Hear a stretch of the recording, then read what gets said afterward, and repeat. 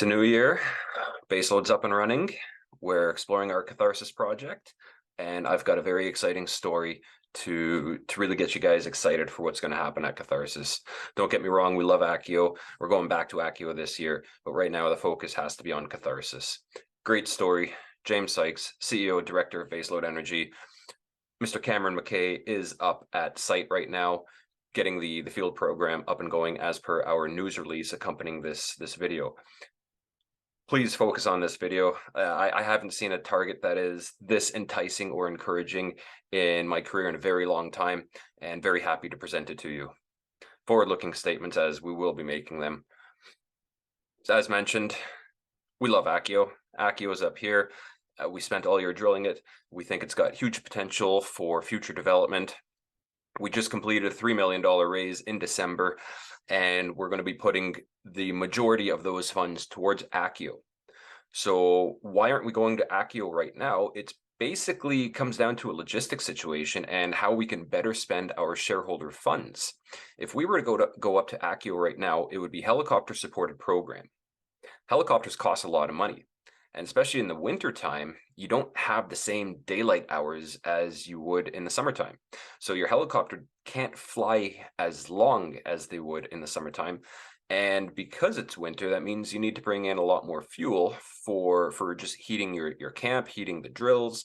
And that means the helicopter then is going to be making more flights back and forth to accommodate for that fuel. So we proved it to ourselves last year that operating with a helicopter in the wintertime at Accio was more expensive than operating at Accio in the summertime. But if we remove the helicopter situation and you do a ground-based program such as down at Catharsis, where you can see the highway, that red line going right through the project, you can have a ground-based system. By removing that helicopter, you remove a lot of costs. So that's why we're going to Catharsis now in the wintertime. It's simply a logistics scenario, and we want our shareholder funds to go as far as possible. So we're going to take about 30% of the $3 million that we raised, put it on Catharsis for a small drill program, first ever drill program on the Catharsis project throughout history. There's never been a drill program on this project. So we're very happy to really bring this forward and move this project forward, because it does need the attention and it does need to be drilled. There are a lot of targets on it, but let's focus on this one target area because it's quite amazing. Just a little bit more about Catharsis. It's within the Wollaston domain, so that gray area. And the Wollaston domain is host to over 2 billion pounds of uranium. You can see all the deposits that I've listed there. That's over 2 billion pounds of uranium. So it's quite possibly the most prolific uranium jurisdiction, high-grade uranium jurisdiction in the world. Catharsis straddles that boundary between the Wollaston and Majatic, which is a great place to be. A lot of good potential for structures because you got those buttress points. But another thing to note, and a lot of people could clue into this very easily, is that all of the deposits, so all of the orange dots and the black crosses, the majority of those are all within the Athabasca Basin, and there's not too many that are outside of the basin. So that leads to a question. I've been asked this by investors. I've been asked this by peers in the industry. Say, well, Catharsis is too far away from the basin. Really? Is it? It's it's 60 kilometers south of the basin as it is today. But this basin's over 1.7 billion years old. It's gone through periods of glaciation and erosion. So we presented a video previously, I think it was last year, even the year before that, in which we showed how large the original Athabasca Basin could have been. And it all starts with this little point out here. This is the Riley Subbasin. This has been categorized as being the same sandstone units as the Athabasca Basin. And you can see that it's quite a distance away. It's about 80 kilometers away from the current day Athabasca. So just seeing that alone, you can already start to envision that this basin was a lot larger. And then we look at a modern day analog of a basin forming, a sandstone basin forming within a large mountain belt, the Himalayas and the Tarim Basin. So if we take the Tarim Basin as it is today, good old Google Earth, and we apply it to not only the Athabasca Basin, which is the red oval in Saskatchewan, but also to the Thelon Basin, which is the red polygon oval to the north in the Territories. The Riley Basin is highlighted as the very small red circle. And then if we've thrown on Catharsis, where we think it is located on this map, shown here with the orange. So let's take the Tarim Basin at the same scale as the image that you're seeing here and rotate it. And you can see that it's very possible, quite probable, to have a mountain belt basin that was large enough to incorporate the Thelon Basin, the Athabasca Basin, the Riley Basin. And there's probably a good possibility that the original Athabasca Basin was even larger than this, just based on the diameter of the base of the Athabasca Basin as it is now. We think that it would have been larger than this. So with all of that being said, Catharsis would have been covered by sandstone back during the uranium mineralization events. This is important if you subscribe to the sandstone being the source of uranium mineralization in the Athabasca Basin. It's a contentious issue where some groups believe that all of the uranium came from the sandstone, some groups believe that all of the uranium came from the basement rocks, and then there are groups like myself that I subscribe to, in which both cases are very probable and could be beneficial. So we've got the basement rocks. We're in a fertile corridor in the Wollaston Basin, and we're pretty darn sure that we had the sandstone covering Catharsis back during the mineralization events when the Athabasca Basin was much larger than it is today. Great, so we've got a good setting already. Now let's look at structures, because structure is the key to uranium development in the Athabasca Basin. There's no doubt about it. And one of the best ways to find good structures are mapping out graphitic conductors using electromagnetic geophysical techniques, whether it's airborne or ground. EM conductors are typically the best structures you can look for. And this is guided exploration in this basin, in this whole area for 60 years plus. And it's been a tried, proven, tested technique, and it works. So if we take a trend, and this has been edited just to focus on one certain trend, you can see from Key Lake all the way down to Catharsis, we've got about 130 kilometers of graphitic conductor trends. So this is a large structure. This whole corridor and everything bound by it is a large structural domain. Start thinking the San Andreas Fault is when you've got 130 kilometers of structure. That's a big fault system, and you'll see a lot of breakages on it. We also know that it is fertile, as drilling near the project, historic drilling near the project, have intercepted greater than 0.5% U3O8 in the drill holes that are marked as the blue dots. So not only was the Wollaston a fertile corridor, but this specific structural corridor is now uranium fertile. And this is what we want to explore. We want to explore the structures that have uranium on them already. Whether it's in the sandstone or basement rocks, doesn't matter. We're looking for those structures that would have accommodated uranium. So where do we target on Catharsis? We love this area. Cameron and I, we're both looking at this the other day, and we both walked away with shivers up our spine. We're so excited to see the first drill program on Catharsis down in this area, and I hope after this point you will also get as excited as we are. I've got shivers up my spine already now thinking about it. This is the area we're going to focus on for the rest of the presentation, and you can see already that it's a large scale structure. It's over 5 kilometers. If you were to take the conductors to the north and line them up with the conductors to the south, they'd basically follow that black dotted line. So right away, you can see that something is happening in this area, something that has made the conductors move off their preferential course. So there's a little bit of a pop-out situation happening, indicated by that black arrow. But even along here, there are two things happening north and south of that black arrow. You have a break in the conductors to the north, and you've got a large accumulation of conductors to the south. So there is something happening in this area, and it is quite encouraging.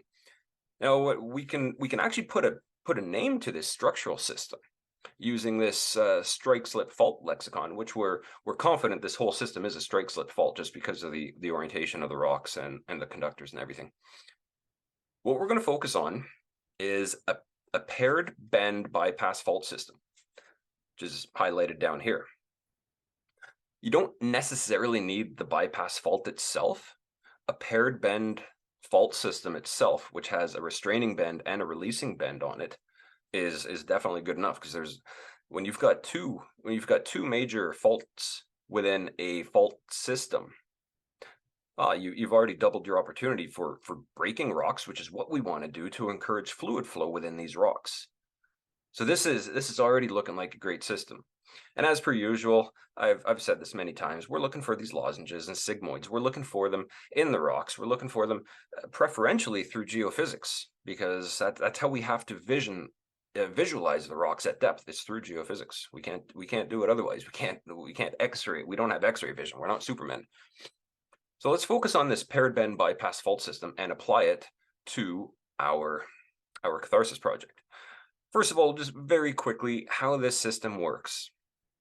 So you have a younger fault, which is the black line, cross-cutting an older fault. Now, I'm not sure if you definitely need the pre-existing basement structure, but if it's already there, then great. You've probably heard many times about with geologists in the basin talking about cross structures. Well, number one, the initial configuration is a cross structure. You have a younger fault cross-cutting a pre-existing fault. There's your cross structure, great. And as it develops at number two, you start developing your restraining bend. And that's what nucleates along that structure. As that fault propagates, in part three, the releasing bend forms. So now you've completed your paired bend fault system. That's fine. The system can end there. You've already created a lot of rock breakages. You've already created a lot of pathways for fluids. However, if the bypass fault does continue, then you've still got more rocks. You've still got more rock breakages. So it's a large system that shows it's a system that is active for many millions of years. We're not looking for the one-off faults. We're looking for these fault systems like the San Andreas that are continuously active throughout history, throughout time. And a structure like this, a structural system like this, is very encouraging. To give you a modern day analog that hopefully a lot of people can relate to for both the restraining bend and the releasing bend, well, picture ice on a lake, wind-blown ice, and it hits a buttress point. So that wall there that you can see in the image. And as the ice just keeps flowing up on this, it keeps building up on itself. So it's basically a compression system, and things just pop up from where they should be. So when we talk about the restraining bend, just have this image in your mind. Similarly, when we're looking at the releasing bend, which is more of a dilation system, you get things sliding down. So again, picture this as the releasing bend. They're not 100% accurate, but they're just ideas in your head that hopefully you can play around, that as you see these images, you can start to appreciate. So we've taken the paired bend bypass fault system, turned it in the orientation as the system that we are seeing here at Catharsis. Here's your restraining bend. So here's your ice blocks popping up, and I think that's pretty apparent with all of the conductors that you are seeing. You get a large accumulation of structure, so something is there buttressing, and the force of all the structures are popping everything up, so you're getting more conductors. And then you have your releasing bend, your dilation, where things are being drawn down, things are sliding out. So there is our paired bend, and the bypass fault system theoretically would follow the original conductor. So the conductors have provided us with what I think is a quite accurate structural model. But what do the other geophysical methods show us? Because we're big on geophysics and what we do. So we're going to look at gravity. Why gravity? Because it maps out alteration, preferentially anyway. You can see this image. You've got fresh rock and you've got altered rock. As soon as you alter your rock to clay, you are lowering the density of your rock, so it's lighter. And clay alteration is a direct commonality with uranium ore systems, which is what makes gravity a very useful tool, because you're not exploring for uranium itself, you're exploring for alteration. So if we can find a large alteration system, great. That's, then hopefully it will lead us to mineralization. It's not a guarantee that alteration is always associated with mineralization or vice versa, but we have to do our best to try to pick the best targets possible to discover these deposits. Another example, when you when you start seeing 20 meters plus of intense alteration, such as what we see in this image, those boxes were all super light. They're all clay altered, and the densities are just they're completely lower than the normal rock would be. So that massive clay alteration equals that change in density to a lower density, and therefore that's what would show up in a gravity survey, looking for that lower density rock material. So let's look at this Catharsis example. Here's the gravity, and there's our conductive trend and our paired bypass fault system. There's our gravity low trend. 7-kilometer gravity low trend. We think it's structural. We feel confident there's going to be alteration there. Again, is there uranium there? We won't know until we drill. We're hopeful that it's there, but you can never predict that. That's one thing you can't predict in this. But by targeting this area, we think we're doing justification to our shareholders to have the best target possible. Now, I think this is the bypass fault. I don't think it would follow the old conductor. You can see that trend coming through in the gravity very apparently, quite apparent. I think that's the bypass fault. As per geology, geology is never textbook, but textbooks help guide us towards these ideas and how to work with them. Well, you can see the interpreted bypass fault, even if it's not a bypass and it's just a simple fault in itself, it does cross-cut near where we have that break in the conductor. So it just adds more structural complexity to an area that we love already. Let's look at the magnetics now, the tilt derivative, same area. Let's focus here. I don't know if you guys can see it. Hopefully you can see it, but let's zoom in and have a good look. Here we are looking at this. Do you see what I'm seeing? When I talk about structures, what are we looking for? We're looking for sigmoids and lozenges. Let's back that up a bit. Do you see that now? You see the sigmoid, you see the lozenge. There it is. Where is it occurring? Right at the break in the conductor. There are so many overlapping features that are happening at this break in the conductor that it's overwhelming. These are the type of things that we're trying to target, is when you've got overlapping features. And when you have a structural model that you can apply to these, a lot of things start to make sense. So let's look at an example that I'm quite familiar with myself, in which something similar was targeted. Arrow, next gen's Arrow deposit. Everybody loves Arrow, rightfully so. It's a fantastic deposit. How did we target it?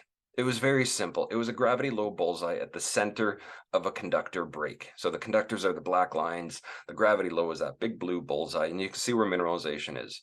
Mineralization, this was back in 2014, so we were still early days there. Mineralization does continue further to the southwest in this image, but the point is, you've got overlapping geophysical features here. So I know in the previous gravity example, you didn't see a discrete bullseye, but I'm going to show this one. We flew the eastern side of Catharsis last year, and so this is the survey from that. What do you see in this image? You see a gravity low bullseye at the center of the conductor break. That's an Arrow example if I've ever seen one. So again, this is everything keeps popping up in this area and saying, hey, drill me, drill me, drill me. Let's do it. Let's get out there. Arrow, let's stick with Arrow for a bit. So there's Arrow, you've got your overburden, you've got sediments, Athabasca sandstone, then you hit your basement rocks, and then mineralization. So from the surface down to the start of mineralization is basically 200 meters beneath the surface. The higher grade mineralization is even deeper than that. This is the formation of Athabasca 2.0. You ready for it? This was the whole concept of it. We're looking for Arrow, but shallower. We're looking for an Arrow situation where there's no sandstone, where your basement rocks have even been removed, not all the way, but your mineralization does not peak where that overburden contact would be. So you'd never get a boulder train. The only way you can see these is through geophysics. That's Athabasca 2.0. That's what we've set out to try to find from day one. Is a very simple concept. And as I showed earlier with the Tarim Basin analog, we do think that the sandstone was originally over Catharsis. So the fluids that, if the sandstone fluids are necessary, they were there. And these structures would have penetrated that sandstone. But everything has been eroded since, through billions of years of erosion and glaciation. They would have removed all of the sandstone, any weak basement rocks that are near surface, even the harder ones. But we let nature do the bulk of the work for us.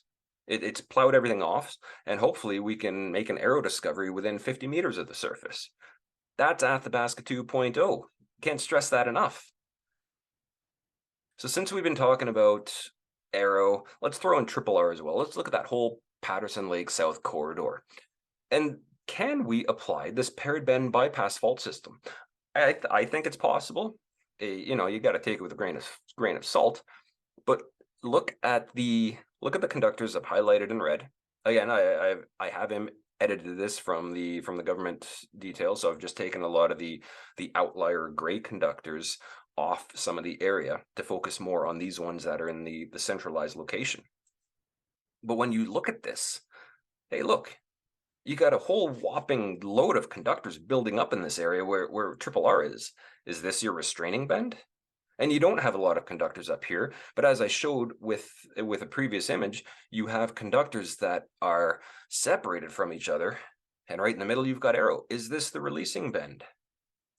Would this be the bypass fault system, lining up your conductors to the north and conductors to the south? You don't need a bypass fault, but so then is the Patterson Lake South corridor a paired bend fault system? What's cool about this is if you measure from Triple R to Arrow, that's 7.5 kilometers. How far did I say that gravity low trend was?